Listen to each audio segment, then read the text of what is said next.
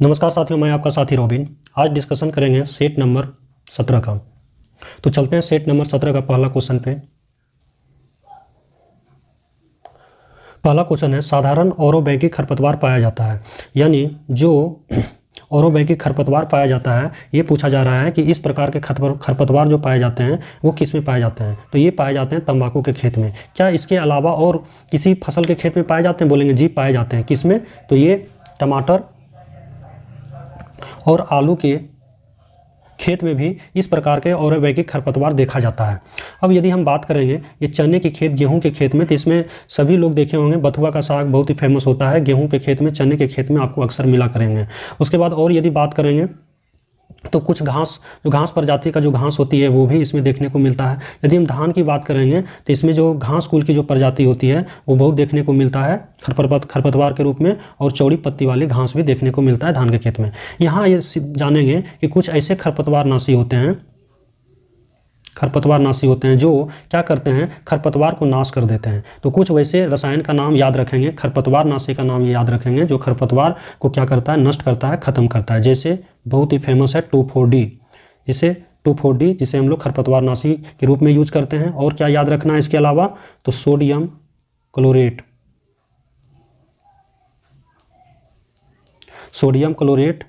Sodium arsenate, ये दोनों herbicide यानी शाकनाशी के रूप में भी यूज करते हैं। और खरपतवारनाशी, शाकनाशी वही हो गया जो अवांछित पेड़ पौधे हमारे फसल में उग जाते हैं, जिसको खरपतवार भी बोलते हैं, शाकनाशी भी बोलते हैं। तो शाकनाशी के रूप में यूज किया जाता है और खरपतवारनाशी के रूप में। ये तीन आप याद रखेंगे, 2,4-D और सोडियम क्लोरेट और सोडियम आर्सेनेट। तो ये आप लोगों को बता दिए कि औरोबैंकी खरपतवार किन किन फसल के खेत में पाया जाता है और खरपतवार को नष्ट करने के लिए वो कौन कौन से रसायन का यूज किया जाता है। तो इस प्रकार क्वेश्चन नंबर 1 समाप्त हुआ और आप लोग इसे एक जगह लिख लेंगे। चलते हैं क्वेश्चन नंबर 2 पे। क्वेश्चन नंबर 2 है, बायोडीजल बनाने में किस वनस्पति का प्रयोग किया जाता है? वो वनस्पति का नाम पूछ रहा है। यदि आपसे बायोडीजल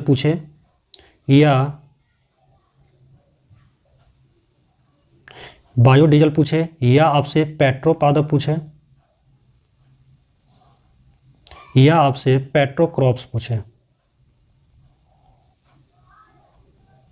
पेट्रोक्रॉप्स पूछे, तीनों का मीनिंग एक ही चीज़ समझना है कि सबसे क्या प्राप्त होगा हमें? तो जैविक ईंधन प्राप्त होगा, बायोडीजल प्राप्त होगा, जैव ईंधन प्राप्त होगा। तो ये कुछ ऐसे हमारे वनस्पति का नाम है, पादप का नाम है, क्रॉप्स का नाम है, जिससे क्या होता है, बायोडीजल प्राप्त किया जाता है। जैसे करंज याद रखेंगे। करंज के अलावा और क्या? जेट्रोफा याद रखेंगे। जेट्रोफा के बाद रतनजोत। ये तीन को आप याद रखिए, काफ़ी है। बार बार यही तीनों रिपीट किया जाता है एग्जाम में कि बायोडीजल प्राप्त करने के लिए कौन से क्रॉप्स, कौन से वनस्पति, क्रॉप्स का मतलब फसल ही हो गया, कौन सा वनस्पति, कौन सा पादप, वनस्पति कोई पादप के अंतर्गत वनस्पति आते हैं। तो ये सब आंसर देना है, करंज, जेट्रोफा और रतनजोत। इससे एक विशेष प्रकार का तेल निकलता है जो बायोडीजल के रूप में जाना जाता है और इसका यूज भी किया जाता है। यदि हम बात करेंगे कुछ, जैसे मक्का होता है, गन्ना होता है, इसको क्या किया जाता है, एथेनॉल के निर्माण में इसका यूज किया जाता है इस फसल का। और उस एथेनॉल को, एक प्रकार का एथेनॉल हमारा क्या, बायोडीजल का ही काम करता है, क्योंकि इसी क्रॉप से प्राप्त किया जाता है। तो एथेनॉल को फिर क्या किया जाता है, पेट्रोल में मिलाया जाता है, जो कि अभी सरकार बहुत ही ज़्यादा जोर दे रही है कि पेट्रोल में एथेनॉल को मिश्रित किया जाए और मिश्रित पेट्रोल एथेनॉल को यूज किया जाए विभिन्न प्रकार के वाहनों में। ऐसा क्यों? इसलिए ताकि हम पेट्रोल पर ज़्यादा निर्भर ना रह सके और कम से कम पेट्रोल को क्या किया जा सके, आयात किया जा सके। तो हमारा ये क्रॉप्स भी, मक्का भी आ जाएगा, गन्ना भी आ जाएगा। किसके? तो एक बायोडीजल, कौन सा बायोडीजल? तो एथेनॉल, C2H5OH के निर्माण में ये क्या होता है, काफ़ी महत्वपूर्ण होता है। इससे ही क्या होता है, प्राप्त होता है। जब भी एथेनॉल प्लांट में जाएंगे तो आपको ये मक्का और गन्ना देखने को मिलेगा, ज़्यादातर आपको मक्का। इस प्रकार इसका आंसर क्या हो जाएगा, तो बोलेंगे रतनजोत हो जाएगा। बाकी बात गन्ना, मकई बता ही दिए। यदि सनई की बात करेंगे, सनई बोलते हैं, सनई एक प्रकार का हरी खाद होता है जो आप लोगों को हम पहले बताए भी थे। सनई हो गया कि सनई के अलावा और ढैंचा वगैरह बताए थे आपको, ये सब हरी खाद का उदाहरण है। अब चलते हैं क्वेश्चन नंबर 3 पे। क्वेश्चन नंबर 3 है कि मलेरिया निदान हेतु आर्टीथर नाम की औषधि प्राप्त होती है किससे? यदि हम बात करेंगे मलेरिया की, सबसे पहले मलेरिया की बात करते हैं, तो ये प्रोटोजोआ प्रोटोजोआ के द्वारा होने वाली एक बीमारी है। बोलेंगे सर वो प्रोटोजोआ का नाम क्या है? तो मलेरिया जो होती है प्रोटोजोआ के कारण, उस प्रोटोजोआ का नाम है प्लाज्मोडियम। क्या नाम है? प्लाज्मोडियम। एग्जाम में पूछा जाता है कि मलेरिया जैसी बीमारी होने का कारण क्या है? कारण मतलब कारक पूछेगा, तो देना है क्या? Plasmodium protozoa. एग्जाम में आपको ऑप्शन में प्लाज्मोडियम नहीं देके सिर्फ प्रोटोजोआ रहेगा, तो ये ध्यान देना है, प्लाज्मोडियम हमारा एक प्रकार का क्या है? प्रोटोजोआ। फिर एग्जाम में पूछता है मलेरिया बीमारी होने का जो कारण प्लाज्मोडियम प्रोटोजोआ है, इसका वाहक कौन है? आखिर इसे कौन ढोते हुए चलता है, कौन साथ में लेके चलता है? तो बोलेंगे मादा एनाफिलीज मच्छर। मादा एनाफिलीज नाम का एक मच्छर होता है, उसमें क्या होता है? प्लाज्मोडियम नाम का प्रोटोजोआ पाया जाता है। ये मच्छर अपने भोजन के लिए जब मानव से रक्त को चूसता है तो उसी दौरान क्या करता है? ये अपने उसी ढंग से प्लाज्मोडियम प्रोटोजोआ उसके रक्त में छोड़कर चला आता है, और ये प्लाज्मोडियम प्रोटोजोआ क्या करता है? एक बीमारी उत्पन्न करता है, जिस बीमारी का नाम होता है मलेरिया। तो आज आप लोगों को समझ में आया होगा कि मलेरिया रोग का वाहक कौन है, तो बोलेंगे मादा एनाफिलीज मच्छर। लेकिन मलेरिया रोग का कारण क्या है? तो बोलेंगे प्लाज्मोडियम। कारण या कारक पूछे तो बोलेंगे प्लाज्मोडियम प्रोटोजोआ। यानी कि ये जीवाणु विषाणु से नहीं होता है, ये होता है प्रोटोजोआ से। यानी जो कारक है वो प्रोटोजोआ है। प्रोटोजोआ का नाम क्या है? प्लाज्मोडियम। लेकिन इस प्लाज्मोडियम को ढोते हुए कौन चलता है? कारक पूछे तो बोलेंगे, कार्य वाहक पूछे तो बोलेंगे मादा एनाफिलीज। तो मलेरिया बीमारी का कारक हो गया प्लाज्मोडियम प्रोटोजोआ, और मलेरिया बीमारी का वाहक हो गया मादा एनाफिलीज, अर्थात इस प्लाज्मोडियम को ढोते हुए चलता है। अब ये जब बीमारी होगा तो इसके निदान के लिए तो कोई ना कोई दवा होगा, बोलेंगे जी होगा। उन्हीं दवाओं में से एक है आर्टीथर। आर्टीथर के अलावा और है कोई? क्या बोलेंगे? जी है, या और एक का नाम है एट्रेबीन। उसके बाद क्लोरोक्वीन, काफ़ी फेमस है, एग्जाम में बहुत बार पूछा जाता है, क्लोरोक्वीन। ये सब क्या है? मलेरिया का दवा है। आर्टीथर, एट्रेबीन, क्लोरोक्वीन, इसे मलेरिया का दवा है। ये जो प्राप्त किया जाता है ये बीजीय पादप से प्राप्त किया जाता है। बीजीय कहने का मतलब यानी वैसा पादप जिसके फल में क्या होंगे? बीज होंगे। बोलेंगे एग्जाम में या तो बीजीय पादप आएगा या आवृत बीजी आएगा। आवृत बीजी मतलब वैसा फल जिसमें कि क्या हो? बीज पाया जाए। अनावृत नहीं, आवृत। अनावृत में जिसमें बीज नहीं पाया जाता है। तो एग्जाम में बीजीय भी पूछता है और या तो आवृत बीजी पूछेगा आपसे, तो दोनों का मतलब एक ही होता है। एक और फेमस दवा होती है इसकी, कुनैन। क्या होती है? कुनैन, जो कि काफ़ी बार एग्जाम में पूछा जाता है। ये जो प्राप्त किया जाता है एक आवृत या बीजीय पादप ही होता है, पौधा ही होता है, जिसका नाम है सिनकोना। और सिनकोना के छाल से प्राप्त किया जाता है। कौन? तो कुनैन किससे प्राप्त किया जाता है? सिनकोना के छाल से प्राप्त किया जाता है। तो इस प्रकार आप लोगों को मैंने कुछ दवा का नाम बता दिया, औषधियाँ का नाम बता दिया। आर्टीथर हो गया, एट्रेबीन हो गया, कुनैन हो गया, क्लोरोक्वीन हो गया, और सब के सब बीजीय पादप से प्राप्त होते हैं, आवृत बीजी पादप से प्राप्त होते हैं। और कुनैन जो हो गया बीजीय पादप या आवृत बीजी जो पौधा होता है सिनकोना, उसके छाल से प्राप्त किया जाता है। सब एक जगह लिख लीजिएगा, एग्जाम में सारे क्वेश्चन ये पूछे गए हैं। चलते हैं क्वेश्चन नंबर 4 पे। निम्नलिखित में कौन सही रूप में सुमेलित नहीं है? ईस्ट क्या है? ये किण्वन की प्रक्रिया करती है, जो कि हम लोगों को पता है, फर्मेंटेशन की क्रिया ये ईस्ट ही करता है, जिसको खमीर हम लोग बोलते हैं। जैसे आप देख ही रहे होंगे, जैसे ताड़ी वगैरह बनता है तो वहाँ पे भी क्या होता है? किण्वन की प्रक्रिया होती है। हमारा जैसे शराब वगैरह जो बनती है वहाँ पे किण्वन की फर्मेंटेशन की क्रिया होती है। दूध प्रोटीन है कौन? कैसीन। कैसीन में पाए जाने वाला प्रोटीन का नाम क्या है? तो दूध में पाए जाने वाला प्रोटीन का नाम क्या है? कैसीन। और दूध में पाए जाने वाला अम्ल का नाम क्या है? तो लैक्टिक अम्ल। दूध में पाए जाने वाले शुगर का नाम क्या है? तो लैक्टोज शुगर। दूध में पाए जाने वाले जीवाणु का नाम क्या है? तो लैक्टोबैसिलस जीवाणु। दूध में पाए जाने वाला एंजाइम का नाम क्या है? तो रेनिन। इतनी सारी बातें आप एक जगह दूध के बारे में लिख लीजिएगा। तो आपको बता दिए, दूध में पाए जाने वाला प्रोटीन का नाम कैसीन, दूध में पाए जाने वाले जीवाणु का नाम लैक्टोबैसिलस जीवाणु, दूध में पाए जाने वाले शुगर का नाम, चीनी का नाम जिसके कारण दूध मीठा लगता है, लैक्टोज शुगर। दूध जो खट्टा लगता है उसमें पाए जाने वाले जो अम्ल होता है लैक्टिक अम्ल होता है। और दूध में पाए जाने वाला जो एक एंजाइम होता है रेनिन एंजाइम होता है। जो बच्चे दूध पीते हैं फटाक से वो पच जाता है, देखेंगे तुरंत बच्चा दूध पिएगा उल्टी करेगा दही जैसा निकलेगा, तो वही रेनिन एंजाइम क्या करता है? फटाक से पचाने का काम करता है। तो दूध से संबंधित इतनी बातें बताए, तो ये भी सही है, ये भी सही है। बात करेंगे एलोवेरा, एक आवृत बीजी है। एलोवेरा क्या है? एक आवृत बीजी पौधा है। बात करेंगे यदि घटपर्णी की, तो ये परजीवी नहीं होता है, ये क्या होता है? स्वजीवी होता है, यानी स्वयं ये क्या करता है? पौधा भोजन बनाता है, यह स्वपोषी होता है। घटपर्णी क्या होता है? स्वपोषी होता है। तो इस प्रकार हमारा क्वेश्चन नंबर 4 समाप्त हुआ। चलते हैं क्वेश्चन नंबर 5 पे।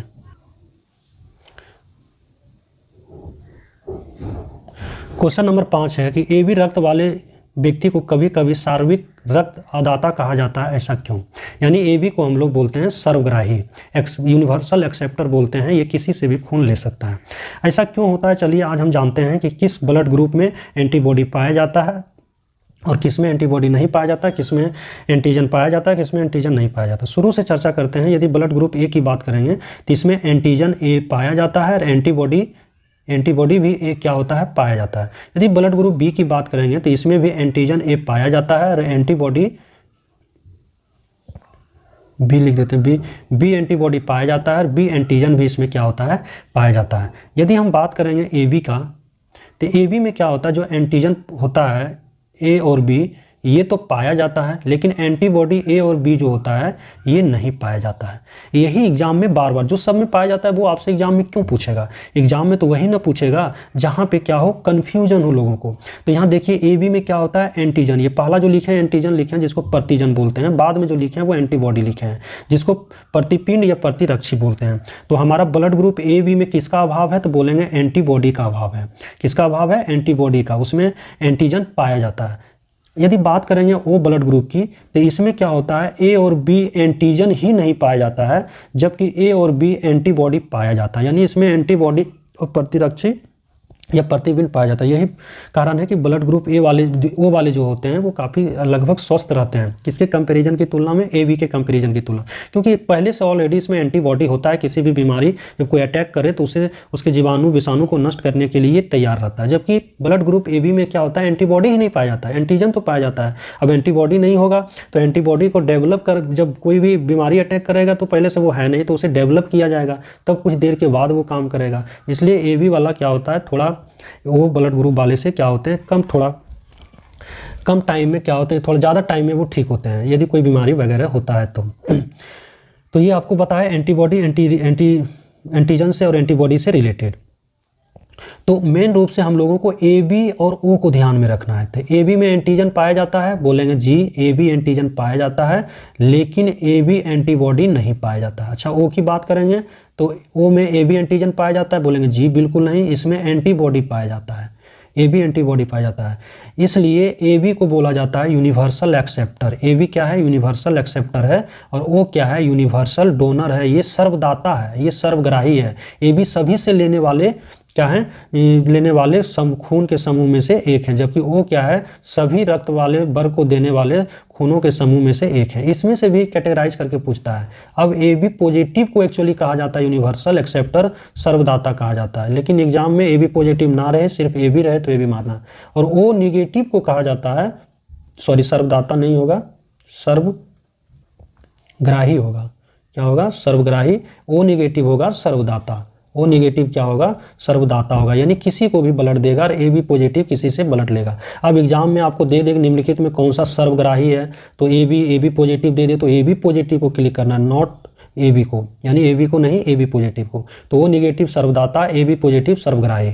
अब आते हैं क्वेश्चन पे। AB रक्त वर्ग वाले व्यक्ति कभी कभी सार्वत्रिक रक्त अदाता कहा जाता है। सार्वत्रिक रक्त अदाता का मतलब क्या, यानी कि ये किसी से भी ब्लड क्या करता है, सार्वत्रिक रक्त अदाता कहा जाता है, यानी सार्वत्रिक रक्त दाता नहीं, ले रहा है खून, इसीलिए दाता का उल्टा अदाता। तो ये लैंग्वेज आपको पकड़ना है। तो AB में बताए थे अभी आपको कि क्या होता है, एंटीजन तो पाया जाता है, एंटीबॉडी नहीं। उक्त रक्त में एंटीजन का अभाव होता है, ये क्या बोल रहा है, अभाव होता है, जबकि एंटीजन पाया जाता है, बिल्कुल गलत बोल रहा है। अब B में है उसके रक्त में प्रतिपिंड का अभाव होता है, जी बिल्कुल। एंटीबॉडी का अभाव होता है AB में। और इसमें दिया उक्त रक्त में प्रतिजन और प्रतिपिंड दोनों का अभाव नहीं, एंटीजन तो पाया जाता है लेकिन एंटीबॉडी AB नहीं पाया जाता। उक्त रक्त में प्रतिपिंड उपस्थित होता है, जी नहीं, प्रतिपिंड उपस्थित नहीं होता है बल्कि एंटीजन उपस्थित होता है। तो इसका आंसर क्या हो जाएगा, पाया जाता है, क्योंकि उक्त रक्त में एंटीबॉडी का अभाव होता है। तो ये ब्लड ग्रुप A से लेकर O तक आप बढ़िया से लिख लेंगे। एंटीबॉडी और एंटीजन से संबंधित सारी चीज़ें बता दिए। अब लैंग्वेज बेस्ड क्वेश्चन आएगा तो उम्मीद करते हैं कि आप बना लेंगे। और कैटेगराइज करके ए बी पॉजिटिव और ओ नेगेटिव करके भी बता दिए कि सर्वदाता किसे, कौन सा ब्लड ग्रुप को, तो ओ नेगेटिव को, और सर्वग्राही किसको, तो ए बी पॉजिटिव। सर्वदाता का मतलब सभी को वो खून दान कर सकता है, सर्वग्राही का मतलब सभी से वो खून ले सकता है। और एंटीजन बता दिए, ए ब्लड ग्रुप में क्या होता है, एंटीजन एंटीबॉडी दोनों पाया जाता है, बी ब्लड ग्रुप में भी एंटीजन एंटीबॉडी दोनों पाया जाता है। ए बी में क्या होता है, ए और बी तो एंटीजन पाया जाता है, किंतु ए और बी एंटीबॉडी नहीं पाया जाता, जिसको हिंदी में प्रतिपिंड या प्रतिरक्षा बोलते हैं। ओ की बात करेंगे तो ए और बी तो प्रतिजन नहीं पाया जाता है, एंटीजन नहीं पाया जाता है, लेकिन हमारा क्या होता है, ओ में जो होता है पाया जाता है प्रतिरक्षी एंटीबॉडी पाया जाता है, ए और बी। एग्जाम में और भी आता है कि प्रतिजन का क्या कार्य क्या होता है, तो प्रतिजन एक प्रकार का प्रोटीन होता है, इसका जो कार्य होता है ये क्या करता है, एंटीबॉडी जो होते हैं उसके निर्माण में ये क्या करते हैं, उत्प्रेरक का कार्य करते हैं, उसको क्या करते हैं, उत्साहित करते हैं, उत्प्रेरित करते हैं कि एंटीबॉडी तुम बनाओ, एंटीबॉडी बनाओ, यदि बना हुआ है तो उसे और बनाओ, मजबूत करो, बीमारी से लड़ो, और जहाँ नहीं बना हुआ है उसे बनने के लिए प्रेरित करता है कि आप जल्दी बनिए, बीमारी अटैक कर रहा है उससे लड़ना है। तो ये एंटीजन का ये कार्य हो गया, ये पूछता भी एग्जाम में। तो इस प्रकार क्वेश्चन नंबर 5 समाप्त हुआ। चलते हैं क्वेश्चन नंबर 6। क्वेश्चन नंबर 6 है, बायोडिग्रेडेबल अपशिष्ट को आमतौर पर जिसकी मदद से उपयोगी पदार्थ में बदला जा सकता है क्या है। बायोडिग्रेडेबल का मतलब क्या होता है, हिंदी में से जैव निम्नीकरण बोलते हैं। जैव निम्नीकरण का मतलब, जैव का मतलब जीवाणु, निम्नी का मतलब छोटा, यानी कि अपशिष्ट पदार्थों को छोटे छोटे कणों में तोड़कर उसे मिट्टी में मिला दिया जाए तो उसे बोलेंगे जैव निम्नीकरण। तो किससे मिट्टी में मिला देंगे, तो कोई ना कोई तो छोटा करेंगे, बोलेंगे सूक्ष्म जीव और जीवाणुओं के द्वारा क्या किया जाता है, उसे सूक्ष्म जीव या जीवाणुओं के द्वारा उसे छोटे छोटे पदार्थों में तोड़ दिया जाता है। तो इस प्रकार इसका आंसर क्या हो जाएगा, बैक्टीरिया हो जाएगा। बैक्टीरिया और सूक्ष्म जीव हो जाएंगे। बायोडिग्रेडेबल दिया है, यहाँ पे हिंदी में इसको बोलते हैं जैव निम्नीकरण। जैव निम्नीकरण, निम्नी का मतलब छोटा, जैव का मतलब हो गया जीवाणु या सूक्ष्म जीव हो गया। इस प्रकार क्वेश्चन नंबर 6 का आंसर बैक्टीरिया। चलते हैं क्वेश्चन नंबर 7 पे।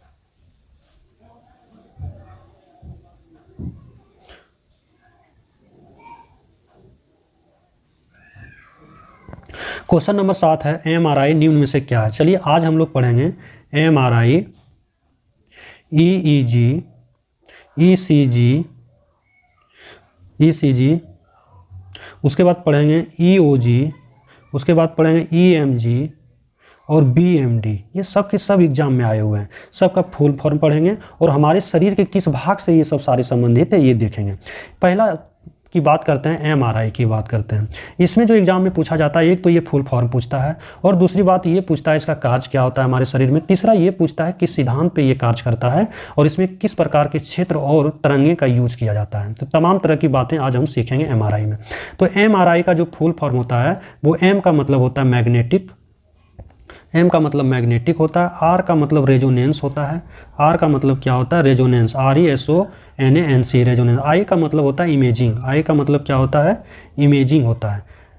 तो इसका हिंदी क्या हो जाएगा, मैग्नेटिक को क्या बोलेंगे, मैग्नेटिक को बोलेंगे चुंबकीय, और रेजोनेंस को अनुनाद बोलते हैं। इमेजिंग का मतलब देखते हैं, बोलते हैं इमेज करो, इमेजिंग करो, ध्यान में लाओ कौन सा कैसा वो व्यक्ति था, यानी चित्र, प्रतिबिंब, यानी कि चुंबकीय अनुनाद प्रतिबिंब। इसका हिंदी क्या हो जाएगा, चुंबकीय अनुनाद प्रतिबिंब। अब बोलेंगे आप हिंदी क्यों बता रहे हैं, हिंदी में भी एग्जाम में पूछा गया है कि दे दिया था कि चुंबकीय अनुनाद प्रतिबिंब क्या है। तो अब आदमी को तो एमआरआई तो पूरा पढ़ा हुआ था, लेकिन चुंबकीय अनुनाद जैसे दिया रहे, ये क्या क्वेश्चन है। तीन तरह की सारी बातों को हम लोग को ध्यान में रखना है। तो एमआरआई क्या हो जाएगा, मैग्नेटिक रेजोनेंस इमेजिंग। मैग्नेटिक का हिंदी हो गया चुंबकीय, रेजोनेंस का अनुनाद, और इमेजिंग का मतलब होता है प्रतिबिंब। तो हो गया चुंबकीय अनुनाद प्रतिबिंब, यानी और तो ये और पूछता है कि किस सिद्धांत पे कार्य करता है, तो ये जो इसी सिद्धांत पे कार्य करता है, नाभिकीय चुंबकीय अनुनाद प्रतिबिंब के सिद्धांत पे कार्य करता है। सिद्धांत भी पूछा है कि एमआरआई किस सिद्धांत पे कार्य करता है, तो एमआरआई हमारा चुंबकीय अनुनाद प्रतिबिंब सिद्धांत पे कार्य करता है। 2 क्वेश्चन। तीसरा, किस प्रकार का क्षेत्र और तरंग, तो चुंबकीय क्षेत्र, चुंबकीय क्षेत्र एवं रेडियो तरंगों का यूज किया जाता है। चुंबकीय क्षेत्र एवं रेडियो तरंगों का यूज किया जाता है, ये भी आप लिख लेंगे। इसी का और दूसरा नाम है एमआरआई को और एक दूसरा नाम है, MRT भी बोला जाता है। MRT मतलब M से वही मैग्नेटिक, R से रेजोनेंस, T से हो गया आपका टोमोग्राफी हो गया। इसे मैग्नेटिक रेजोनेंस टोमोग्राफी भी बोलते हैं। किसको? तो MRI को बोलते हैं। इस प्रकार MRI से जितनी सारी बातें आपको बता दी है, किस सिद्धांत पे कार्य करता है, किस प्रकार के तरंग क्षेत्र का यूज किया जाता है, इसका फुल फॉर्म क्या होता है, इसका अन्य नाम क्या होता है, ये एक जगह लिख लीजिएगा। जितनी सारे बातें बोल रहे हैं ये एग्जाम में पूछा गया। अब यदि हम बात करेंगे EEG का, तो EEG का जो फुल फॉर्म होता है, ई का मतलब होता है इलेक्ट्रो, और एक ई का मतलब होता है इंसेफेलो, और जी का मतलब होता है ग्राफी, यानी इलेक्ट्रो इंसेफेलोग्राफी, ये फुल फॉर्म पूछता है बोल। और इसका ये चेक क्या करता है हमारे शरीर में, तो ये मस्तिष्क जांच के लिए प्रसिद्ध है। यानी मस्तिष्क में किसी तरह का कोई प्रॉब्लम होता है, न्यूरॉन वगैरह में किसी तरह का दिक्कत, तो EEG करवाया जाता है, इलेक्ट्रो इंसेफेलोग्राफी। अब यदि हम बात करते हैं ECG का, तो पहला ई का मतलब सब का इलेक्ट्रो, और लास्ट में जी का मतलब भी ग्राफी, बीच वाला को सिर्फ पकड़ना है। सी का मतलब कार्डियो होता है। अब कार्डियो का हिंदी समझ ही रहे हैं, किससे संबंधित है, तो हृदय से संबंधित है। तो ECG किसके जांच के लिए प्रसिद्ध है, तो हमारे हृदय से संबंधित जांच के लिए प्रसिद्ध है। अब हम बात करते हैं EOG, तो ई का मतलब वही इलेक्ट्रो और जी का मतलब ग्राफी, ओ से संबंधित पढ़ते हैं। ओ का मतलब ओक्यूलो होता है, यहाँ क्या होता है, ओक्यूलो, यानी इलेक्ट्रो ओक्यूलोग्राफी, ये आंख से संबंधित है। किससे संबंधित है? आंख से संबंधित है। और वो भी आंख के किस भाग को जांचता है, तो रेटिना की विश्राम क्षमता के बारे में पता करता है EOG। एक और याद रखेंगे EMG, ई से वही इलेक्ट्रो, जी से ग्राफी। अब एम से याद रखना है मायो, MYO, यानी इलेक्ट्रोमायोग्राफी। मायो एक मायोसिन प्रोटीन पाया जाता है मांसपेशी में, तो ये मांसपेशी से संबंधित है। मांसपेशीय जांच संबंधी हेतु जो जांच करवाया जाता है वो EMG कहलाता है।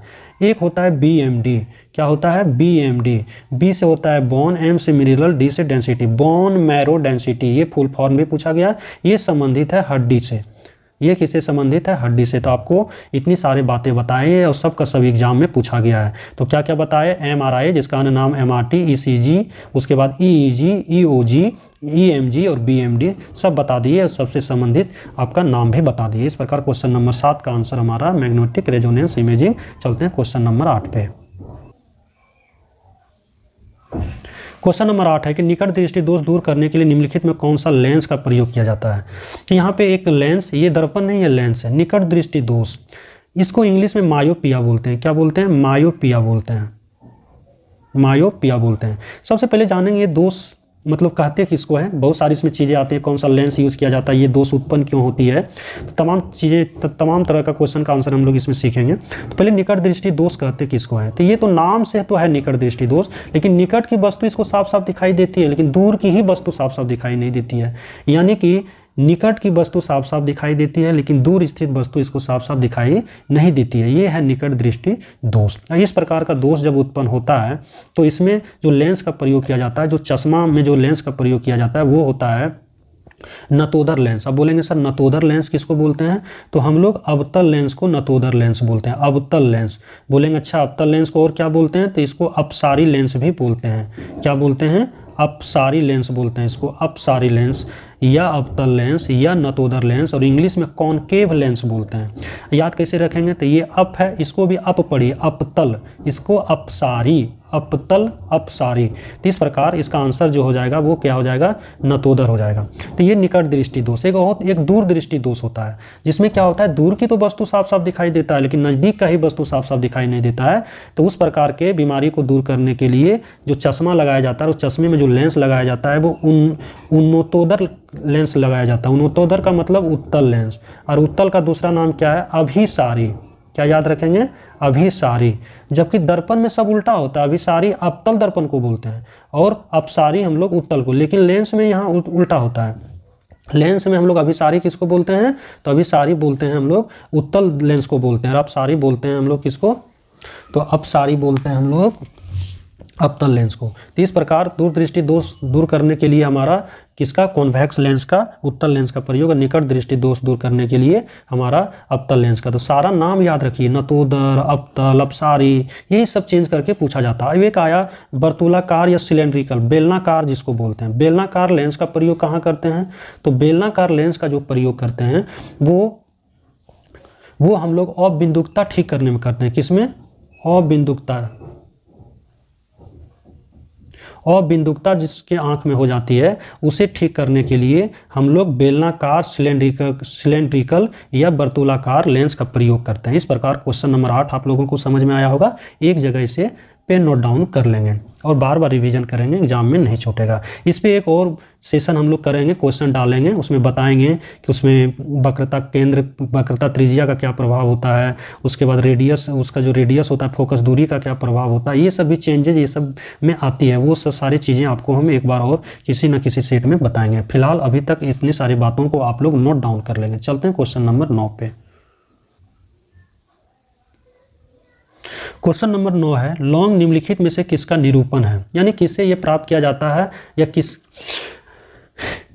निरूपण यानी किससे ये प्राप्त किया जाता है। आज सीखेंगे लॉन्ग का वैज्ञानिक नाम क्या है, ये किस वंश या किस कुल से है, कि इसके वृक्ष का नाम मतलब क्या होता है, ये सदाबहार या पर्णपाती है, ये सब, इसका जन्म स्थली कहाँ है और सबसे अधिक कहाँ पाया जाता है और भारत में सबसे अधिक कहाँ पाया जाता है और प्राप्त ये किससे किया जाता है। यदि बात करेंगे इसके वानस्पतिक नाम की तो इसका वानस्पतिक नाम है साइजीपियम,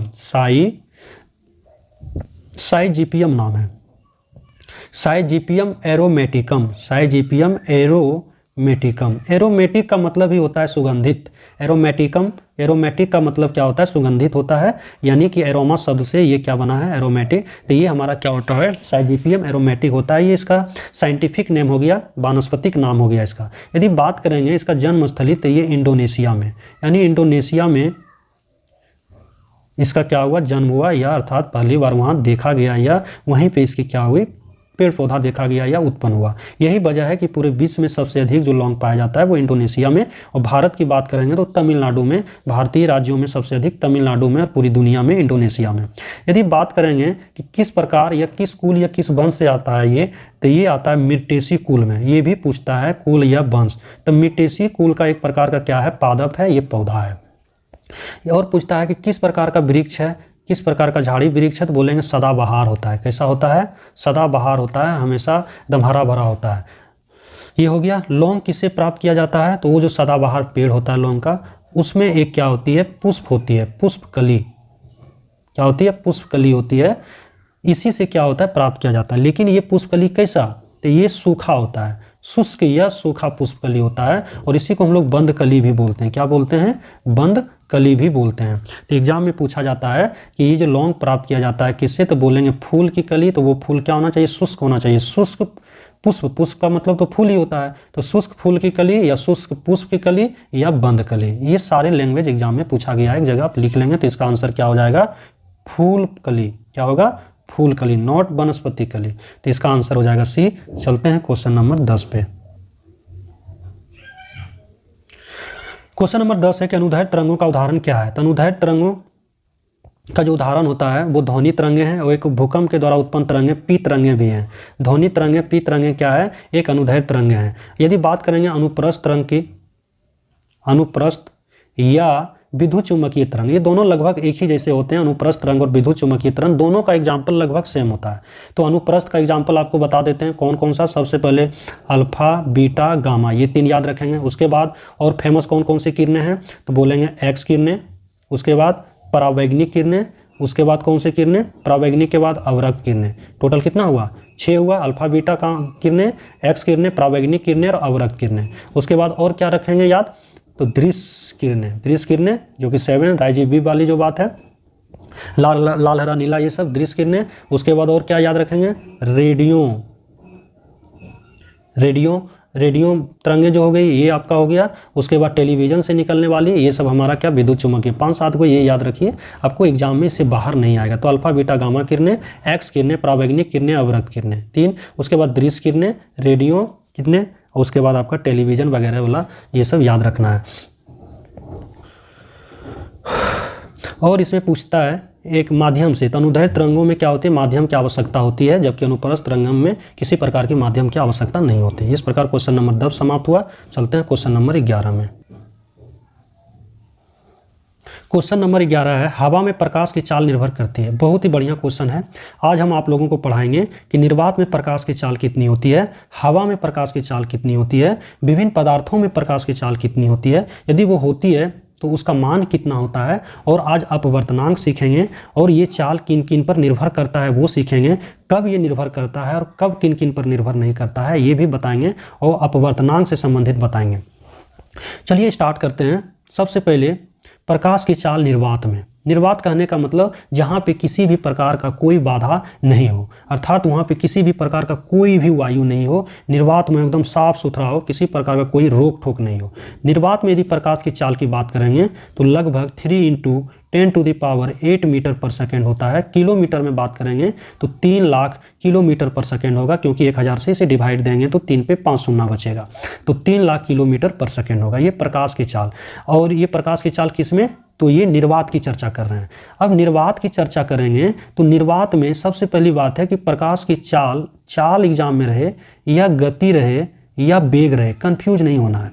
यहाँ पे अदिश और सदिश का प्रयोग नहीं करना है, सिर्फ उसका गति, वेग और चाल समझना है कि प्रकाश की चाल पूछे, प्रकाश का गति पूछे, प्रकाश का वेग पूछे, सबका मीनिंग एक ही समझेंगे। तो निर्वात में चाल बताए, गति वेग बताए, इतना होता है। निर्वात में क्या होता है, प्रकाश को किसी भी मीडियम की कोई आवश्यकता नहीं होती। सबसे पहले प्रकाश कहीं भी चले से मीडियम की आवश्यकता नहीं हो, वो वायु में चले, बिना वायु में चले, या किसी प्रकार के पदार्थ से गुजरे, उसे चलने के लिए किसी प्रकार के कोई मीडियम की आवश्यकता नहीं होती है, क्योंकि खुद एक वो लघु तरंग एवं क्या होती है, एक कण के रूप में होती है। तो ये दूसरी बात हो गया, ये किसी पे निर्भर नहीं करती, किसी मीडियम की आवश्यकता नहीं होती है। तो ये निर्वात की बात हो गया, और निर्वात में इसकी चाल आपको बता दिए। अब ये बात कर रहा है कि हवा में प्रकाश की चाल। अब देखिए हवा लाया है, या अब निर्वात नहीं रहा, तो हवा में जब प्रकाश की चाल होगी तो हवा का तो अपना ना अपना कोई तो एक वेग भी होगा। जब इसका कोई अपना ना अपना कोई वेग, गति, चाल होगी तो इसके चाल को बाधित करेगा कि नहीं। मान लीजिए एक रोड पे हम फ्री होकर दौड़े, वहाँ कोई आदमी नहीं हो, कोई गाड़ियाँ नहीं हो, कोई ब्रेकर रोड पे नहीं हो, कोई गड्ढा नहीं हो, और पूरी तरह से वो पैक रहे, एक जरा हवा नहीं रहे, तो एकदम जितनी हमारी स्पीड मैक्सिमम होगा उससे दौड़ेंगे। लेकिन वही कवर ऊपर से हटा दिया जाए, ब्रेकर लगा दिया जाए, तो क्या हमारी चालें घटेगी कि नहीं घटेगी? बोलेंगे जी बिल्कुल घटेगी। मान लीजिए ब्रेकर नहीं लगाते, सिर्फ कवर हटा देते हैं और पूरा रोड खाली है, तो ब्रेकर नहीं है, रोड गड्ढा उड्ढा नहीं है, आदमी नहीं है, लेकिन आप ऊपर से कवर हटा दिए, तो अब वायु तो आ रहा है, तो कुछ ना कुछ तो इसका भी गति होगा, तो इसके गति को प्रभावित करेगा। तो लेकिन बहुत ही स्लाइटली कम करता है। लगभग इसके निर्वात में जो प्रकाश की चाल होती है, ये इसका प्रकाश की भी चाल होती है, समथिंग 2.99 × 10⁸ मीटर पर सेकेंड। एग्जैक्ट वैल्यू नहीं बता सकते, इसी के आसपास होता है। इसका क्या, हवा में प्रकाश की चाल। ये हो गया हवा में प्रकाश की चाल, यानी बिना निर्वात में प्रकाश की चाल। और निर्वात में 3 होता है, तो लगभग ये भी 3 के आसपास। तो ये दोनों में, तो ये जो 0.1 घटा, तो ये जो 0.1 घटा कहीं ना कहीं तो कुछ ना कुछ तो इसे रोका होगा। बोलेंगे जी रोकता है, ये कुछ हवा का प्रेशर, कुछ हवा का एक अपना घनत्व, कुछ हवा का अपना एक ताप, ये तीनों इसे प्रभावित करता है। ये जो 0.1 घटाया इसकी निर्वात में, जो चाल 3 लाख था, 3 लाख से 2.99, ये हवा में इसको जब चलाए तो ये थोड़ा सा 0.1 घटा, तो ये दाब, घनत्व, ताप, और एक और अपवर्तनांक, क्योंकि हवा का भी तो एक अपना अपवर्तनांक होगा। कहेंगे सर ये अपवर्तनांक क्या आ गया, बीच में टपक गया? बोलेंगे जी अपवर्तनांक डेंसिटी को शो करता है। एक तरह से डेंसिटी, पूरी तरह से ये डेंसिटी और ये एक दूसरे से एकदम डायरेक्टली प्रोपोर्शनल होता है। ये अपवर्तनांक अभी हम बताएंगे। तो ये तीनों पे निर्भर करेगा। अब हम थोड़ा आते हैं अपवर्तनांक की जो चर्चा कर रहे हैं। अपवर्तनांक, अपवर्तनांक कहते किसको है? तो अपवर्तनांक क्या होता है, एक रेशियो होता है। किसका किसका रेशियो बोलेंगे सर? तो बोलेंगे निर्वात में प्रकाश की चाल ले लीजिए, और जिस पदार्थ से होकर प्रकाश गुजर रही है उसमें उसका चाल ले लीजिए। जिस पदार्थ से होकर प्रकाश, ये दोनों का जो रेशियो आएगा वही आपका अपवर्तनांक कहलाएगा। कहेंगे अच्छा इसीलिए हीरा का 2.42, जल का 1.33, कांच का 1.52, वायु को आप 1 पढ़ते हैं तो इसी से निकलता है। बोलेंगे जी इसी से। यही वजह है कि वायु का जो अपवर्तनांक होता है वो 1.003 होता है। अब देख रहे होंगे कि ये 1 यदि लाना होगा तो ऊपर 3 × 10⁸ है, तो यदि 1 कब आएगा तो बोलेंगे लगभग सर 2.99 के आसपास, तो लगभग ये एक ही के तो बराबर आएगा। बोलेंगे जी एक ही के बराबर। इसका मतलब इसीलिए तो ये दोनों का स्पीड क्या है, लगभग सेम है। यानी निर्वात में भी प्रकाश की चाल वही होती है जो आपका वायु में होती है, थोड़ा का अंतर होता है। यही 0.3 जो आपका 0.0003 जो आपको दिख रहा है, इसी के कारण ये 1 पॉइंट घटता है। बोलेंगे अच्छा ये जो 1 है, 1 जो अपवर्तनांक आया, ये अपवर्तनांक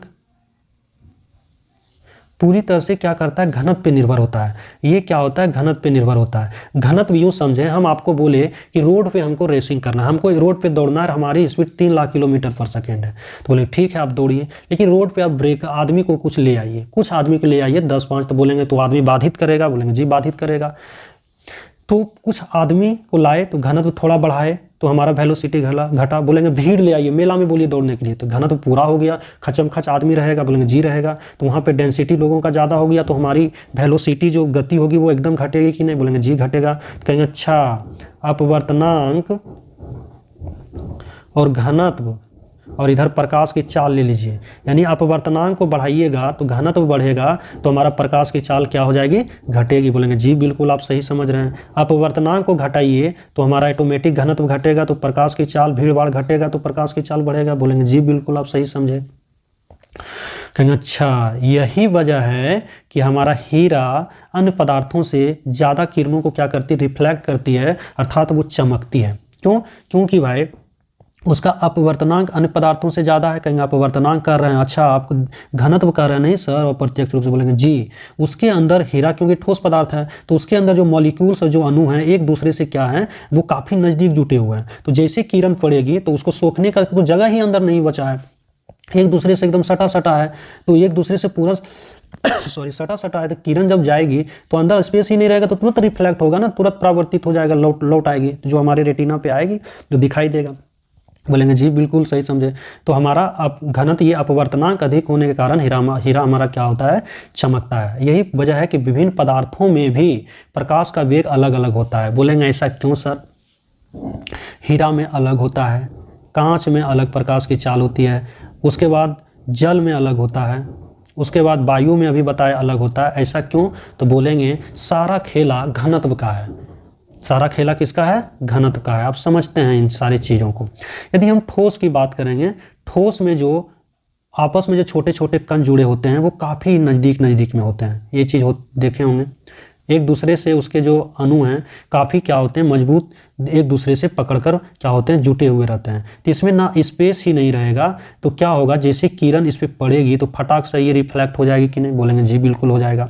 ठोस की बात है। यदि हम द्रव की बात करेंगे तो द्रव में जो इसके अणु होते हैं थोड़ा ये दूर होते हैं, थोड़ा क्या होता है, दूर। अब जैसे प्रकाश की किरण पड़ेगी तो कुछ यदि इस पे पड़ी तो ये रिफ्लेक्ट होगा, लेकिन ये खाली स्पेस पे पड़ेगा तो ये क्या होगा, रिफ्लेक्ट होगा नहीं, अवशोषित हो जाएगा। तो ये ठोस की अपेक्षा ये कम न चमकेगा भाई। बोलेंगे जी कम चमकेगा। और ठोस की अपेक्षा ये जैसे ठोस में आएगा तो ये इसका वेलोसिटी भी, वेग भी प्रकाश का कम होगा, क्योंकि गुजरने के लिए तो रास्ते नहीं दिया है ठोस में। जबकि आपका द्रव में देखिए ये रास्ता एकदम क्लियर है, तो कुछ किरणें तो पास होगी लेकिन कुछ टकरा कर लौट जाएंगी, जिसके वजह से ये कम चमकेगी और जिसके वजह से इसके वेलोसिटी क्या होगा, इसमें ज़्यादा होगा ठोस की अपेक्षा, क्योंकि किरणें निकलने का अवशेष अपनी जगह है। यदि बात करेंगे गैस की, तो गैस के जो अणु होते हैं वो काफ़ी एक दूसरे से दूर होते हैं, यानी आपस में कमजोर बल के द्वारा जुटे होते हैं। तो इसमें क्या होगा, एकदम फटाफट दौड़ेगा, जो किरणें आएंगी जितना तेज गति से उतनी तेज गति से क्या होगी, निकल जाएगी। थोड़ा बहुत जिससे टकराया जो उपस्थित होंगे उससे लौटेगा, यानी कम इसमें बाधित होगा। यहाँ चीज़ें क्या, दो चीज़ें निकल कर आई। एक चीज़ें क्या कि ठोस में यानी अन्य पदार्थों में ठोस में जो प्रकाश की चाल होगी वो कम होगी। क्यों? तो बोलेंगे डेंसिटी उसका अधिक होता है। अब डेंसिटी अधिक होने का मतलब एग्जाम में कह देगा अपवर्तनांक अधिक होता है। बोलेंगे जी बिल्कुल। ठोस की अपेक्षा द्रव में जो होता है उसमें प्रकाश की चाल ज़्यादा होता है। बोले क्यों? क्योंकि डेंसिटी यहाँ कम है सर, भीड़ भाड़ इलाका कम है, तो स्पीड हमारा इससे कहीं ना कहीं ज़्यादा ही रहेगा। जो भीड़ भाड़ में 20 से चलेंगे इसमें अब 30 से चलेंगे। बोलेंगे ठीक है तुम चलोगे 30 से, लेकिन हमारे इतना चमकोगे नहीं। बोलेगा जी बिल्कुल नहीं चमकेंगे। कैसे? बोलेंगे क्योंकि तुम्हारे अंदर जो पार्टिकल है वो दूर है, जिससे वो टकराएगा वही लौट के आएगा, थोड़ा चमकेगा, जो पार कर जाएगा तो वो किरणें पार ही कर जाएगी, रिफ्लेक्ट तो होगी नहीं। बोलेंगे जी ये भी बात सही कहना है। गैस बोलेगा कि आइए मेरे अंदर सबसे तेज दौड़िए प्रकाश साहब। बोलेगा ठीक है। तो गैस के अंदर क्या होगा, ठोस द्रव की अपेक्षा सबसे ज़्यादा इसमें गति होगी। निर्वात को यदि छोड़ दिया जाए तो, वायु को छोड़ दिया जाए तो इसमें क्या होगी, जो ज़्यादा होगी। लेकिन इसमें रिफ्लेक्शन क्या होगा, नहीं के बराबर होगा, क्योंकि बहुत ही कम ही कण होंगे जो कण है जिससे टकरा कर लौटेगी। इसीलिए देखते होंगे कि हम लोग देखते हैं एक मेला में अचानक किसी गोरे वगैरह लड़का लड़की हो, वो तो डायरेक्ट क्या होता है, नज़र उसी पे जाता है। ऐसा क्यों? वो भी रिफ्लेक्शन प्रकाश के परावर्तन का ही रीजन है। ऐसा इसलिए क्योंकि उसके जो गाल का जो स्किन होता है, हमारे गाल के अंदर के स्किन को जब आप देखेंगे तो वो एक पोरस टाइप का दिखेगा, छोटे छोटे छिद्र दिखेंगे।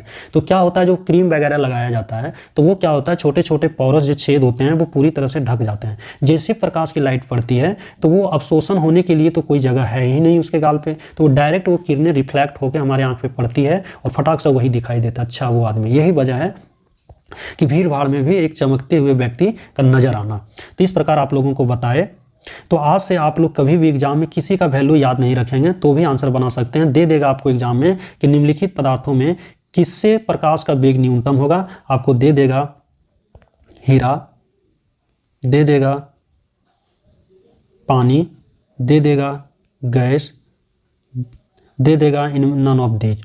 तो बिना याद रखे आप कहेंगे किसमें न्यूनतम होगा, यार वैल्यू ये याद नहीं है, प्रकाश की चाल हीरा में क्या होता है। बस कॉन्सेप्ट लगाएंगे भीड़ भाड़ वाला इलाका, बोलेंगे अच्छा हीरा ठोस पदार्थ है तो इसके अणु क्या होंगे, एक दूसरे के काफ़ी क्लोज होंगे, प्रकाश की किरण जाएगी तो एकदम क्या होगा, बहुत कष्ट होगा, आर पार नहीं हो पाएगी, एकदम आर पार होने में बहुत टाइम लगेगा, यानी इसका स्पीड इसमें कम।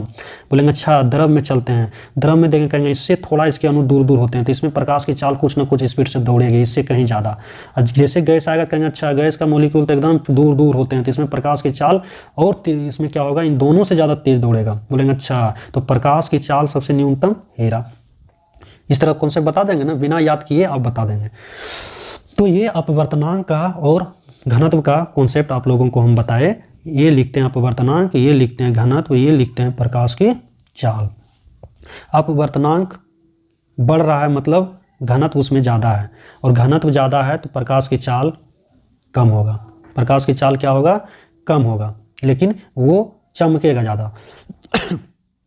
अपवर्तनांक क्या होगा, कम होगा, तो घनत्व इसका मतलब कम है, तभी तो अपवर्तनांक कम है, और अपवर्तनांक कम है मतलब प्रकाश की चाल क्या होगी, उसमें ज़्यादा होगी। घनत्व कम है मतलब अपवर्तनांक कम है, भीड़ भाड़ इलाका कम है तो प्रकाश गुजरेगा उससे आसानी से और तेज़ी से। तो आप लोगों को आज के बाद क्या है, ज़्यादा वैल्यू याद नहीं रखना है, निर्वात में याद रखना है। निर्वात में याद रखेंगे क्या, 3 × 10⁸ मीटर पर सेकेंड या 3 लाख, और वायु में उसी के आसपास लगभग 2.99 × 10⁸ आता है। और सबका कुछ और वैल्यू बता ही देते हैं। जैसे हम यदि पानी की हीरा की बात करेंगे तो हीरा का पहले अपवर्तनांक कितना होता है, 2.42, तो जाहिर सी बात है वेलोसिटी इसमें कम ही होगा प्रकाश का, तो कितना होगा, तो बोलेंगे इसका 1.2 × 10⁸ मीटर पर सेकेंड होता है। आप ये दोनों में से कोई एक ही याद रखेंगे तो काम चल जाएगा। यदि हीरा का अपवर्तनांक निकालना हो तो सिर्फ आप ये याद रखिए, और प्रकाश का जो निर्वात में जो वेलोसिटी होती है 3 लाख में से इसको डिवाइड कर दीजिए, यानी 10⁸ तो कट जाएगा, तो 3 में से 1.2 को डिवाइड कीजिएगा, 0.0 जाएगा ऊपर, 3 से कट जाएगा 10, 3 चौक 12, फिर 2 पचे 10 और 2 दूना 4। अब देख लीजिए 2.5 के आसपास आ रहा है अपवर्तनांक। बोलेंगे जी बिल्कुल सर, तो क्या दोनों याद रखना जरूरी है, बोलेंगे एकदम बिल्कुल याद रखना जरूरी नहीं है।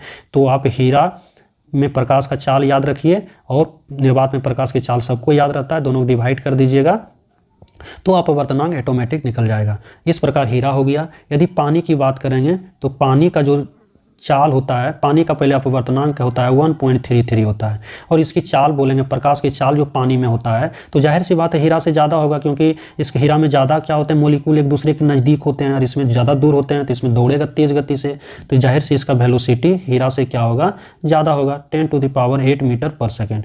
वैसे यदि अपवर्तनांक याद नहीं रखेंगे तो इससे भी निकाल सकते हैं, तो 10⁸ तो कट जाएगा, तो 3 में से डिवाइड देंगे 2.25 को, तो अब देखिए 0.25 को छोड़ दीजिए, 3 को 2 से डिवाइड कीजिए तो 1.5 के आसपास आता है, लेकिन 0.25 ज़्यादा है तो 0.5 से और घटेगा तो 1.3 के आसपास आएगा। तो इस प्रकार इसका ये अपवर्तनांक याद रखा जा सकता है। अब यदि हम बात करेंगे कांच की, तो कांच बोलेंगे भैया कांच भी एक ठोस पदार्थ है, तो इसमें भी वेलोसिटी कम ही होगा। तो कितना कम होता है, तो 2 के आसपास इसका वेलोसिटी होता है प्रकाश का, इसमें 2 × 10⁸ मीटर पर सेकेंड। इसका अपवर्तनांक बोलेंगे कैसे याद रखेंगे, तो 3 लाख में से भाग दे दीजिए, 3 लाख किलोमीटर से भाग दे दीजिए, 3 लाख किलोमीटर में से 2 लाख किलोमीटर में 2 लाख किलोमीटर से भाग दे दीजिए, तो ये 3 × 10⁸ तो कट ही जाएगा, 3 ही बचेगा, 10⁸ ऊपर नीचे कैंसिल, 2 बचेगा, तो ये देखिए 1.5 के आसपास आएगा। तो कांच का 1.5 ही होता है अपवर्तनांक।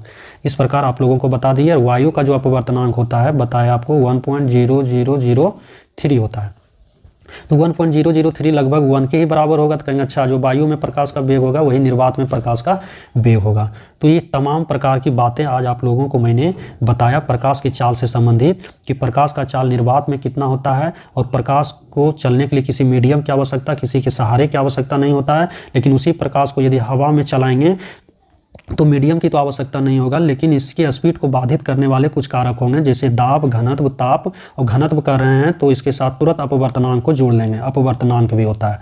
यदि बात करेंगे हवा के अलावा और यदि विभिन्न पदार्थों में गुजारते हैं तो प्रकाश की चाल अलग अलग होती है उसके डेंसिटी के कारण। जैसे डेंसिटी आएगा तो वो अपवर्तनांक, तो एग्जाम में घनत्व नहीं पूछता है, घनत्व को अपवर्तनांक के रूप में पूछ लेता है कि बताइए हीरा में प्रकाश की चाल निर्वात में प्रकाश की चाल की अपेक्षा कम होता है, ऐसा क्यों?